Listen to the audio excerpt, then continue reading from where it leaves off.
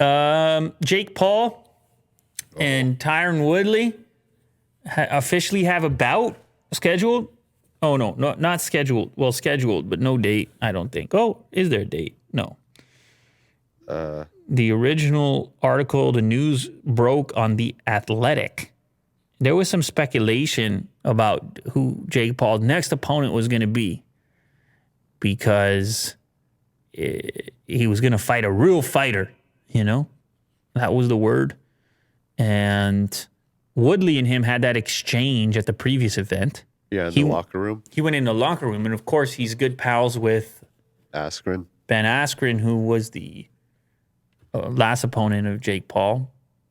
Well-documented situation. Now, Woodley is certainly an upgrade as far as a challenge is concerned. There's no doubt about it. This is a former UFC welterweight champion. It is still a smaller guy. He fought at 170. And part of me thinks that, as crazy as this sounds to say, that there is some calculation that goes on with Team Jake Paul when they're selecting their opponents in trying to find matchups where they may see some sort of advantage or opportunity. But there's no question that this is the biggest challenge of his very short boxing career. No doubt about it. Sure, yeah. So Woodley used to fight at 170. Their match, they will meet up at 190 pounds. And the war of words has already started. Woodley says he's going to shut up. I don't know if he said that. I mean, it was along those lines. He's going to shut up? He's going to shut up Jake Paul. He's going to, for the entire community, or he's going to kick him out of combat sports forever. I'm sure you can find the quotes. They're funny. Maybe it's already in here. Let me see. Is it? Nah, it's not in here. You got to find it. It was on social media. I'll drop you in 2 rounds. Jake Paul said to Woodley that he's going to drop him in 2 rounds. He respects his career, but unfortunately, he's going to have to drop him. Yeah. So, here we go. I have a list. This is from Jake to Woodley. I have a list of people I plan on knocking out, and as I enter my 4th pro fight, I am excited to cross the first one off the list by challenging myself against Tyron Woodley, 5-time UFC champion known for his knockout power. He's already building him up. Right.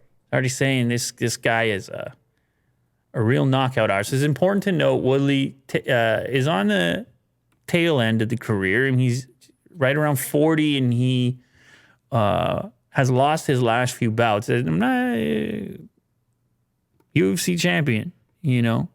You know, if you made it to that point, it's he's knocked dudes out cold, no doubt about it. How many times did I say no doubt about it? Once we start talking about fighting, no doubt about it. Yeah. It's like, we're going to talk about boxing, no doubt about it. Very confident. Anyway, Woodley responded saying he's fighting on behalf of the whole MMA community. He's fighting on behalf of combat sports in general. It's weird that he labeled himself as the guy, you know? He's going to end Jake Paul's reign and somehow have some sort of pride for MMA fighters. It's just weird that he labeled it that Save combat sports. Yeah. Well, to be fair, it is marketing. Sure. Right? They both stand to gain more. He said he's going to make more money than he ever did in any UFC bout. And so you kind of have to build it up as being this big thing that's going to change the course of combat sports. Yeah. But if he actually does lose, that's the thing. That's the thing about trash talking, though, right? You got to sell the fight. You also got to live with the words. And when you're a member of the general public, you don't get into these bouts. You sit there and say, "Oh man, how much is it going to sting after you said everything you said, and then you got knocked out?" But that's me. That's you. But then at the end of the day, they're counting the dollars. They're like, "Well, yeah, I said what I had to say to sell the fight." Yeah. So I don't really. When they talk like that, I recognize that, yeah, there's certain circumstances where 2 guys might really hate each other, but they also know how to cash checks. They know how to sell. They know how to cash checks, man. That's what they got to live off. They can't live off how tough they are without the check associated with it. Who are you going for? Oh, my God. Jake Paul's a betting favorite out the gate when it was announced, but not by a whole ton. Not like the Mayweather Logan Paul fight where Mayweather's a huge favorite. Yes. This was actually a little bit closer.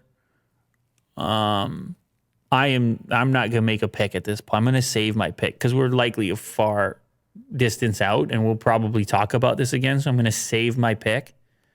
But I will say, if you force me to give any level of insight, I think it's closer than some people might think. Okay. In other words, it's not Mayweather versus Logan Paul. It is still a crossover. MMA and boxing are different things. Young versus old. Age is a thing too. Experience. Somewhat experience. I mean, what are we talking about? I don't know. See, this is why it's so interesting. Well, that's why At the least for all fight of us. promos always work, is because you're like, well, but there's a chance if it just.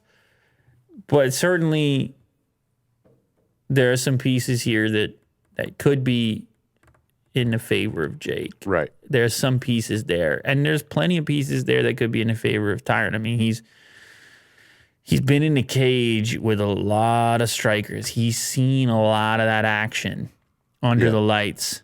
And maybe this one is a coin flip, actually, now that I think about it. Maybe there's a reason why those odds are like that. Now people are screaming and say, choose, make it. No, let me watch some content. Let me prepare myself. Some training videos. I don't know. They both can punch. Once you can punch. Puncher's chance. Once you can punch, but see, that's the difference with the Floyd fight. With the Floyd fight, it's like, no, he can't be hit. He hasn't been hit in 50 bouts. And why is this guy going to be the guy that hits him? Why? What is special about this individual? Okay, Floyd got a couple years older, so maybe he was dodging punches from Manny Pacquiao. Yeah. So, although he did get hit quite a few times with McGregor. What I'm saying is, on a defensive end, it seems it's worth analysis when you're going against a relatively amateur boxer. If you've got this really strong defensive game, there's just not much of a chance there to connect. Yeah, I agree. Whereas when you have Tyron going in there, which I don't know how much time he spent boxing, the sport of boxing. I know he's a wrestler, MMA fighter, but if he goes in there to bang and to just throw heavy arms, well, there's going to be heavy arms in there coming from both parties. And then now you have the chance for something to connect on either side. So the question is how defensive he plays it, and if he can encompass some of the tactics of the likes of somebody like Floyd Mayweather to exhaust this individual who's just never experienced something like that. When meeting with somebody who's hard to hit, moving around in there. It's probably truly that's probably the smart way to play it.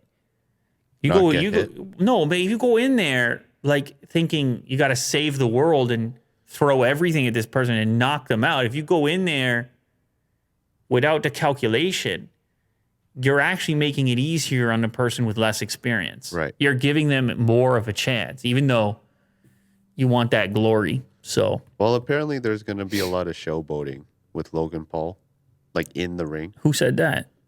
Logan Paul. Oh, yeah. Yeah. Well, so we'll see. Yeah. Anyway, I mean, what a crazy time. What are we talking about? Hey, I guess it kind of resurrected boxing, right? It does work. The formula works because why does it work? Because the questions are bigger. It's like a clickbait thing happening to us. Sure. Similar to what? That initial what is going on? It draws enough attention where then you get invested and then you're into it.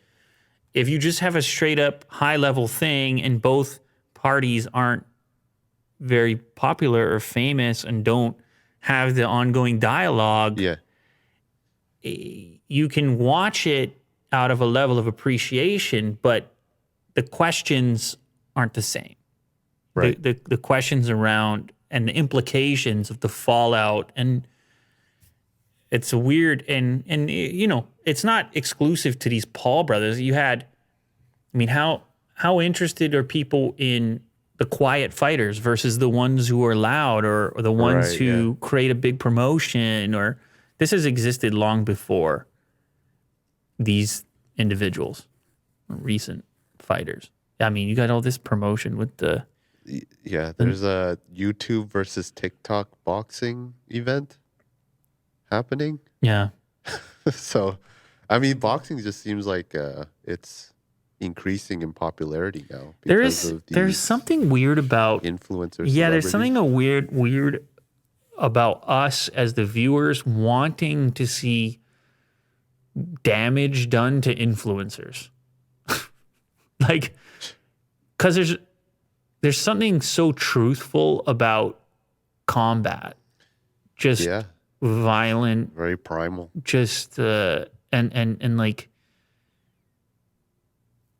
why it is that we want And formal. I guess. want them to participate in a thing which is there's no scrambling out of. It's just like Yeah, obvious and concrete and like you are punching each other. We have paid you, now punch each other. Like there's something some weird psychology there, but you're like you said, it's primal, it's been there forever. And it appears to not just apply to the greatest versions of it, like the greatest fighters, boxers, MMA fighters, but we want to see everybody do it. yes. Maybe not everybody. I mean, we were talking about Trump and Biden. Yeah, I know, but we Boxing. didn't. We decided at the end, like, actually, we don't want to see that. Yeah, there's a Gets sad. certain thing where you really want to see individuals participate that have prepared and are in some sort of shape to do the thing.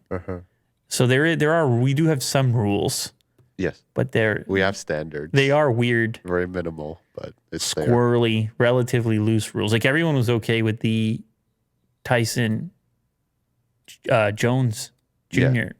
fight, right? Everyone was like, you know what? They're in pretty good shape. And they went in there and they danced around and it actually looked all right. Yeah. So there's a lot of variables. There's a lot of nuance to it.